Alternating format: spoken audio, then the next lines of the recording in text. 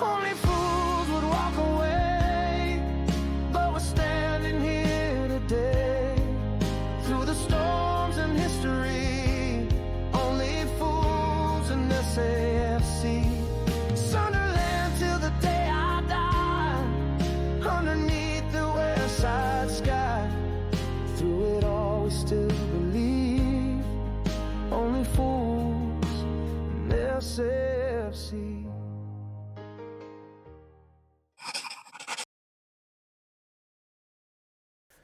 Hello, how we're getting on? Hope you're alright. So we're back. I'm back from my jollies after that bit of a holiday from hell, if you like.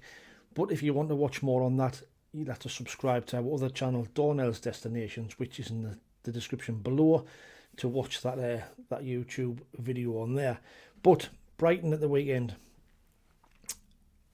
we must put in a performance at the very least to kind of get over that embarrassing defeat against Port Vale. I think if we don't put a shift in on Saturday, then questions will be asked.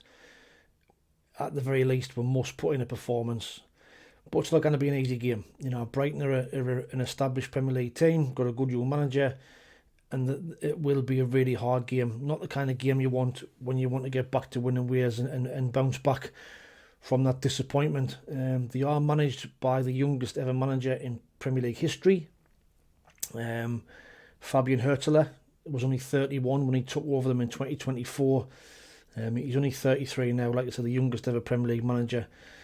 He only ever had 3 career jobs. He retired when he was 22 and then went into a career in coaching. He's kind of built this reputation as a really good young coach, and he hasn't gotten the Brighton job for now, really. So he started off in FC Pippenstred in July 2016 to June 2020, where he managed 103 games, had a win rate of 37%. He then went to FC St. Pauli, where he was there December 2022 to June 2024, had a win rate of 65%. And then he's gone to Brighton. So he's been in charge of Brighton since 2024, managed 79 games, won 33, drew 24, lost 22, and got a win rate of 42%. So an overall career win rate of 45% is really, really good. And to keep that with Brighton, De Zerbi was doing really well with Brighton, but then he kind of came into there as an unknown Hurtler, but he's done a cracking job. And since they were promoted in 2017-28, they've never really looked back, to be fair. They're now an established Premier League team. They did struggle for the first 4 seasons when they got promoted, but since then they've finished 9th, 6th, 11th and 8th since 2021-2022, and what an achievement. And it's another example of how a club should be run. Similar type of model to the Brentford one and the Bournemouth one, and the one that we've kind of followed of buying young players, develop them and selling them on. Players like Alexis McAllister, Moses Caicedo, they've sold them on for massive amounts of money. That's kind of the model what we're following. They have struggled a little bit this season though, and they're currently sat in 14th place. They've played 29 games this season, won 8, drew 10, lost 10, scored 36, conceded 36, and they currently sit on 37 points, 3 points behind us. So they'll be looking to come here at the weekend and get a win and join us on points, and they will actually get above us on goal difference if they beat us at the weekend. So it's an important game for both sides. They will be safe, Brighton, but they have struggled compared to how they have done in the recent 3 or 4 years.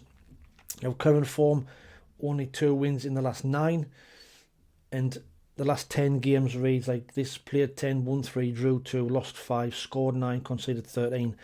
These 2 FA Cup games in and amongst that as well. They beat Man United, but then lost to Liverpool in the last round. They had won back-to-back games in the league before losing to Arsenal in the last round of midweek games. So they beat Brentford, beat Forest, but then lost to Arsenal. So they had kind of turned the corner a bit, but that narrow defeat to Arsenal kind of put the brakes on that recent turnaround. Now, away from home, they're currently sat 16th in the away form table. Played 14, won 3, drew 4, lost 7, scored 16, conceded 20, got 13 points. So they haven't really been that good away from home, and we've got to try and take advantage of that. and put them under the cosh early, I think, and try and get at them. Having said that, they have got some really, really good players. Jean-Paul Van Heck, the centre-half, he'll be a one that I think big teams will be looking at in the summer. He's a really, really good player. The goalkeeper for Bruggen is a good player as well. Lewis Dunk, been there for Donkey's jersey, inspirational captain. Veltman, Yassin Ayari, and players of that kind of ilk. Yankua Mintier, the ex-Mag, has gone there and done really well. Matoma's a good player as well on his day. So they have got some players who can hurt you and will hurt you if you allow them to play. Now, obviously, they've got goal scorers in Danny Welbeck, their top goal scorer with 10 this season. But Gomez, Van Heck, Ayari, Kuiper, they've all chipped in with goals. But Danny Welbeck will be the one. We know all about his exploits. We know he can hurt you. I'd have loved to have seen Danny Welbeck at Sunderland at the start of the season. We were linked with him at the start, but he stopped at Brighton. I think he would have been a great signing for the way we play. So he's going to have to be watched. Assists, I've just been saying, Mintier's got 4 this season. Max Weaver's got 3. Van Heck's got 2. Ayari 2. Rutter 2. Hinchelwood's got 2 as well. But alluding to Welbeck there, Welbeck's got 2 goals in his last 5 games, as has Diego Gomez, got 2 in his last 5. So them 2 players are going to have to be watched. It's sod's law when ex-players come up against you that they can stick one in the back of the net. So Dan Ballard and Alderete will have to be, very mindful of Danny Welbeck. The runs he makes, he's an intelligent player, experienced centre forward, and given a chance, he will put it away. Now, Brighton do have some players out. Solly March seems to have had loads of injury problems over the recent seasons. Matoma is going to be a big player out for them. He's got an ankle injury out till late March. But obviously, Brighton fans, if this is not true, update me. Let me know what players you've got in and what players are expected to come back. Simas and Adam Webster are also out. Van Heck has been out as well with a knock. Believe has been out as well. So if the likes of Matoma is going to be out, that'll be a big blow for them. But like I say, Brighton fans, let me know in the comments below, what your team will be and who do you expect to play and who will be the players that will hurt us.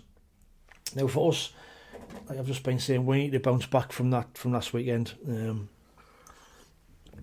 If we're putting another performance like that heading into the Mags game next weekend, there will be hell on and questions, really will be asked. Regis Lebris has said that Brian Brobby and Dennis Serkin have trained all the week, but Nori Mukiele, Ryan Aildo and Roos will definitely be out, and the game will come too soon at the weekend, hoping to have them back for the Mags next weekend. Bertrand Traore is out for 6 to 8 weeks based on the injury he had. That might be the last we ever see of him, because I think he only signed a contract until the end of the season. So it remains to be seen whether we extend that contract or we let him go at the end of the season. And Xhaka still having his minutes managed from that ankle injury.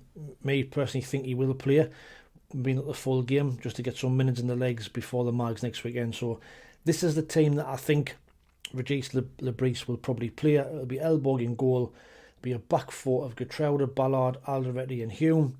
Sadiki and Xhaka in midfield with Angulo, Lafayette and Talby, and then Mienda playing up front.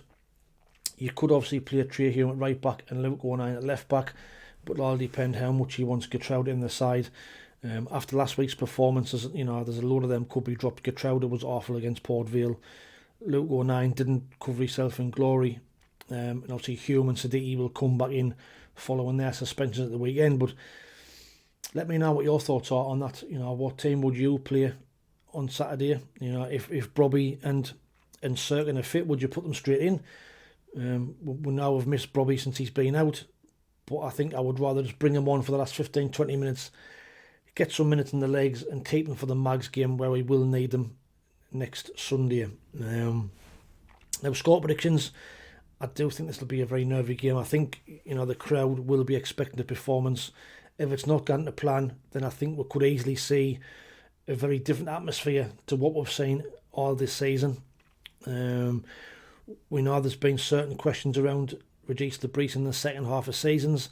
Last season we dropped off massively, and now we already qualified for the playoffs.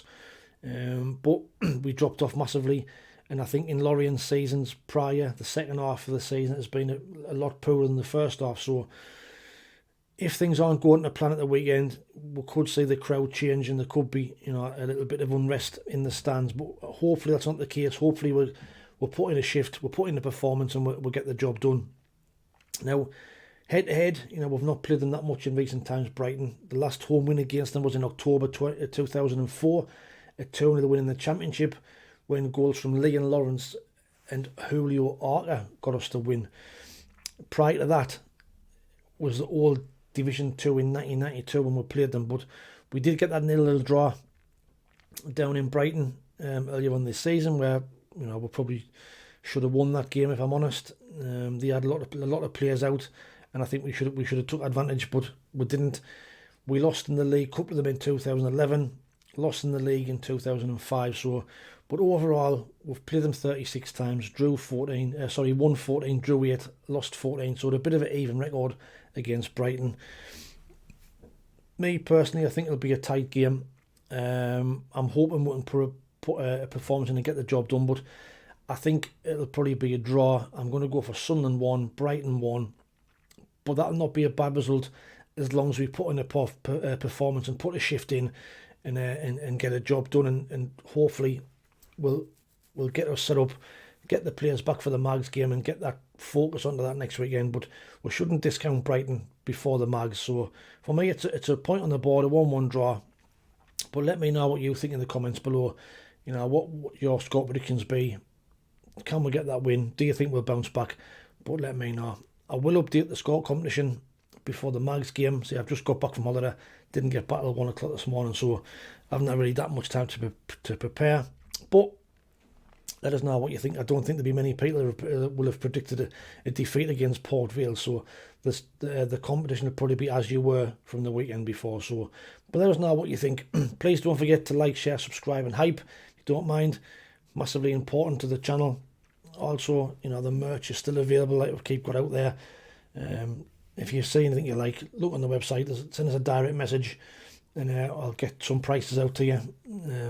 Really enjoying people who've ordered that and saying in the comments that they really, really like it. Also, the books are available as well, still on Amazon, The Fixer and the Larkin Files.